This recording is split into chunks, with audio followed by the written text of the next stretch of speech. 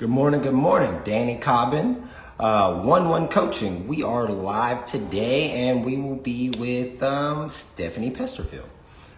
Here at 1-1 Coaching, Dre like this page.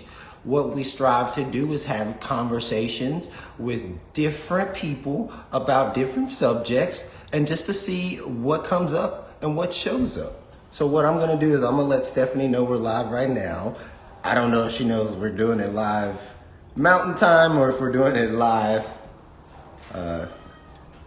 Texas time. But I will send her a message right now letting her know that we are live.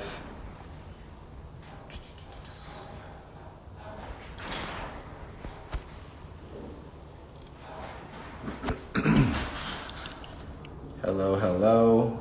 There she is. Let me invite her in.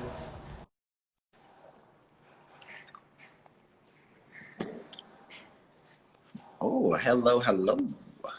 Hey, Hey, what's up, Stephanie? How are you? I am here. Early there, right? Yeah. 6:30.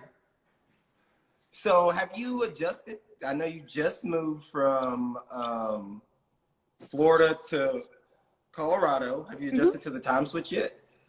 Kind of not. I'm still like getting there, I think. How are the kids liking it? The kids like it a lot. Like they're really enjoying it. We went to the Rocky Mountains over the weekend and they loved that. So I don't think I've been to the Rocky Mountains yet. Like what was the experience like, especially traveling um with all those kids? it was okay. Like it was really big, and so it was fun because when we would stop for like the restroom and stuff, we would be able to hike at the same time. So it was a lot of fun. Nice, nice. That's not something you're used to doing. Like I know you're originally from Texas, which is not flat but flat, and then you moved to Florida, which is pretty flat. Yeah. So I mean, the kids must love the change. Yes. I think it helps them to be more active and be outside and not just like being in the heat and things like that. So they seem to enjoy it a lot. It's just a lot of work on our end to get 6 kids. 3 of them are small, 4 of them are special needs, trying to get them all like ready to go and everything like that. But Yeah, I mean, I got twins, so as you know, wait, we didn't do that yet. Okay, so hello, Stephanie. Tell us a little bit about yourself. my name is Stephanie. We are a YouTube channel or family, but more importantly, I am Danny right there. I am his not oldest, second oldest daughter's mother. Yes. Yeah. So because a lot of you people don't know who I am. You know who she is. So I'll tell you who I am. I am Danny and Danielle's dad. hmm I actually have a lot of kids. So now that I'm 35, I'm in a different space than I was when me and Stephanie originally met each other. And over the course of the last, which Danielle's 15 now, right? Just about. On the 16, yeah. Yeah. Yeah. Oh. Anyway, like, so it's probably been about 8 years of us just like slowly working things out as parents. And really, to be honest with you, now it's almost like I don't even really talk to you. You talk to my wife, Yeah. and then Danielle talks to me, and it's pretty cool. But what's really cool is just to think about where those 8 years, the original first from 0 to 8, Yeah. and I like that seems like a goodest place of any to talk about is what was it like for those first 8 years raising Danielle, because I really don't know much about that.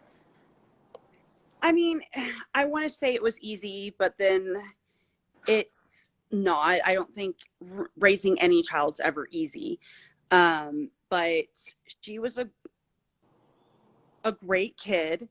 I mean, she still is obviously, but Yeah. she was, I mean, I think there were challenges that I didn't anticipate because I've always been me, and obviously, um, and I think like I would say the biggest challenges because obviously I had Lonnie, so he helped a, he helped out a lot. But the biggest challenges were honestly the fact that I was white and she was not. And people want to argue that she is half white, which she definitely is, but people don't look at her and see white. So, and that's just the facts of the the matter is that people look at her and see black. And those created its own challenges just because again, I don't know what it's like to not have white privilege. Like, and so for her to have to kind of go through that and basically be raised in a white family definitely was hard. And it wasn't something I ever thought was going to be hard. And I mean, I got pregnant with her when I was really, really young. So those aren't those aren't things that an 18-year-old thinks about when they are having children. I had this beautiful little girl, and she was a cute, adorable toddler, and I thought that everyone would always see what I saw. And the fact of the matter is that they didn't. Yeah. So something I like to like, I've really questioned or wondered about because I don't remember, this may be true, this may not be true, but I just kind of sort of remember there being a point where we were talking about she does need to be around more black people, and it would be nice to have them around your family specifically. And that was kind of one of the things that kind of made this whole thing work. And I wanted to ask you, like, because I remember as she got older, the thing was like, she was 12 and people were like, hey, like, are you 18? But before that, it was, hey, I'm walking into restaurants, I'm walking into the grocery store, and Danielle is pretty dark for you to be like a redhead and really fair skin.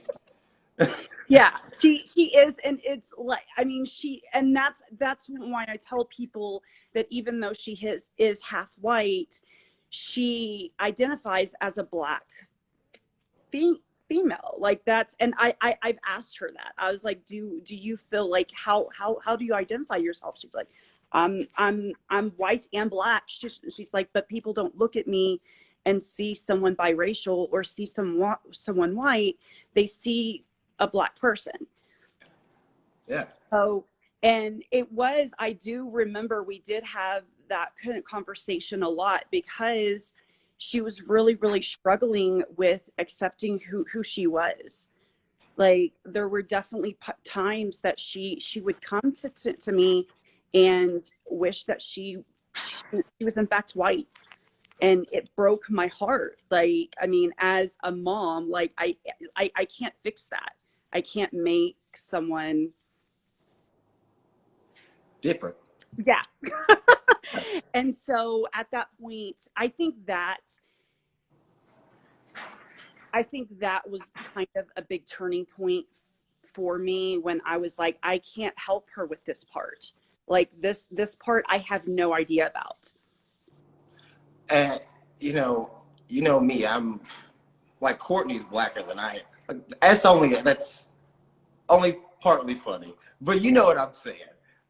But what I was really interested, what I'm really interested in is thinking about right now with everything going on and her associating, because let me step back a second.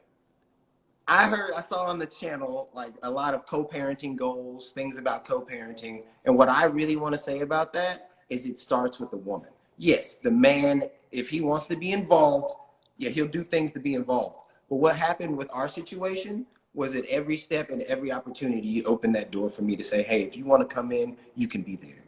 So Yeah. like, if you're watching this and you're saying, hey, I would love to be able to like jump on a live stream with my I still call you baby mama. But like, and if you want to have some sort of like semblance of a relationship as parents, as the woman, I think like that's one of the areas that would be great to lead in. Because like when you as a man are saying, okay, like I'm not gonna get any from this girl, like she's married. Like that's not gonna happen. I'm not gonna like we're not gonna just be hanging out, you know what I mean? Like all those things drop by. It's the only thing is left is like our child, right? Yeah. And for me, what I really noticed over the course of years, especially like when Danielle stepped to me, like she didn't step to me, but she was just kind of like, yeah, like I want you to be in my life. Like that was because you stepped up in every moment to say good things. Lonnie stepped up in every moment to say good things. Like I don't know everything that happened over there, but I know that we've like as a collective, I've done the least probably. Courtney's probably done more. Um, but raised a wonderful young lady that sees the world in a really unique way. And I just want to point that out. Like if you are really desiring to like have your like maybe he's not like I don't know I wanted to be involved, but does that make sense at all? Yeah, and I also want to kind of follow up that by saying that a big rule we always had is that we never, like even when you weren't around, we never ever talked bad about you because that just was not appropriate. So I want to put that out there that sometimes what happens is one party gets very upset with the other and they start bashing the parent in front of the child. And it's normal for a child, especially if it's a mom bashing a dad, it's normal for a child to want to take their mom's side, protect them, and all of that. So I think that that's a good place also is to respect each other and respect each other's position, that you did not create that child alone. No matter how much you don't like her or him or whoever, they are still your child's parents. And without them, you would not have that child.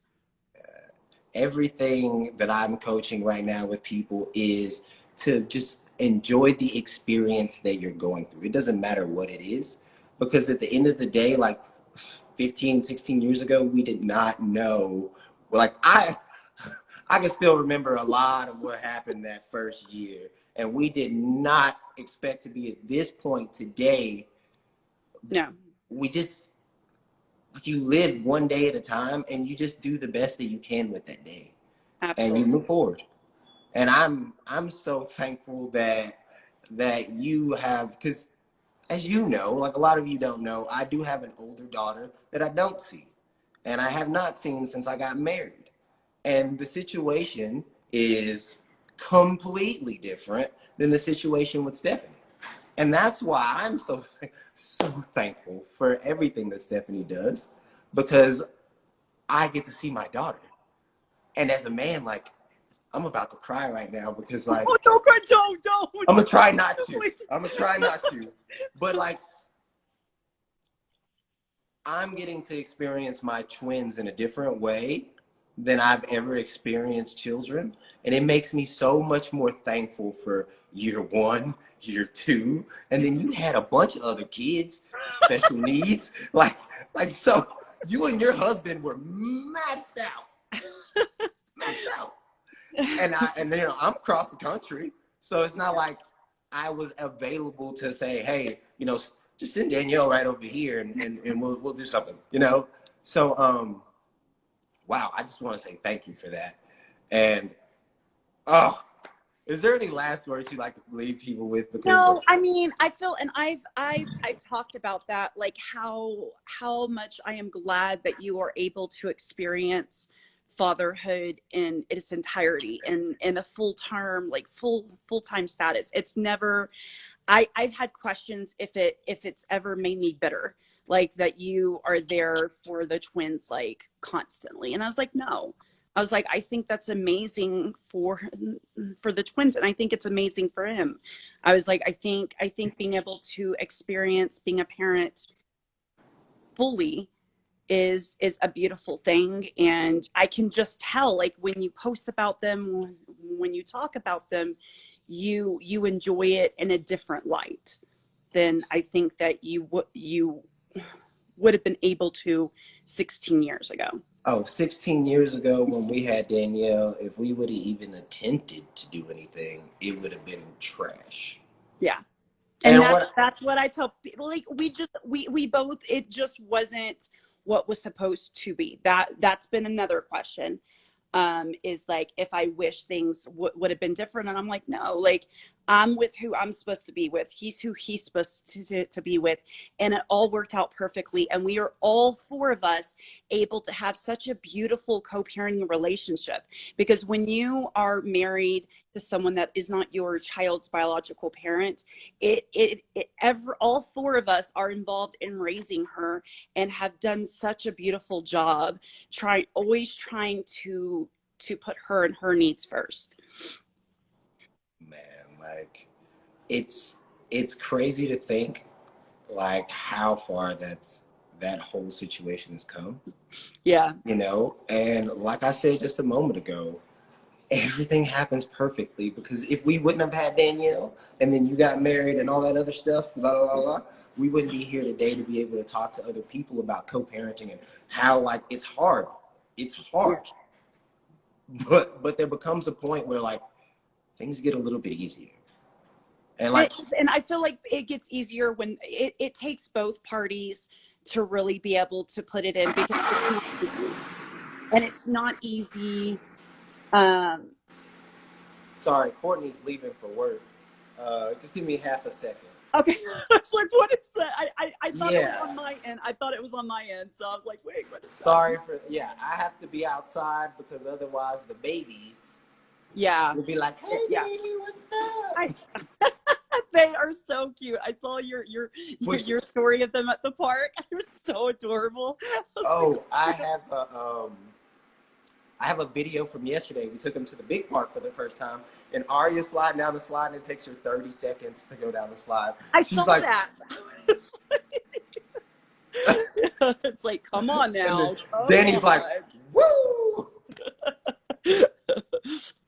But yeah, I mean, I definitely feel like it takes everyone involved, and it's definitely not easy, and it's not easy. Like I feel like it's not easy co-parenting, and it's definitely not easy co-parenting like across the country, but it does get easier. Like it's not something that now I feel like it's hard or anything. It's just, it is what it is, and we just make it work.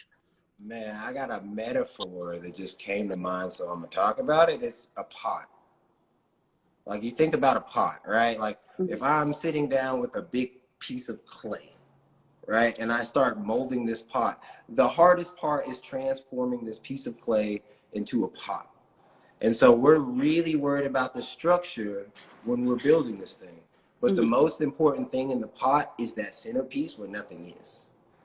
So once the pot is dry, which is like essentially like the building of the relationship over the 10, 15 years, right? Yeah. What's really important is that inside, which is Danielle, the space that we've created or tried to create the best that we can for her to grow and flourish. Yeah. And I don't know why that makes me want to cry. Anyway, this whole conversation is making me want to cry. I know. It's definitely deep. But me and Stephanie plan to do a longer form of this, where we just talk about kind of this and whatever else comes up. So I don't know when we're going to have that out. Don't know when we're going to get it done, but we will, because I really want to talk to her a lot more about what it's like in these times, not just what it was like when she was younger, and trying to like steer her in different directions with the culture that's going on right now. Yeah.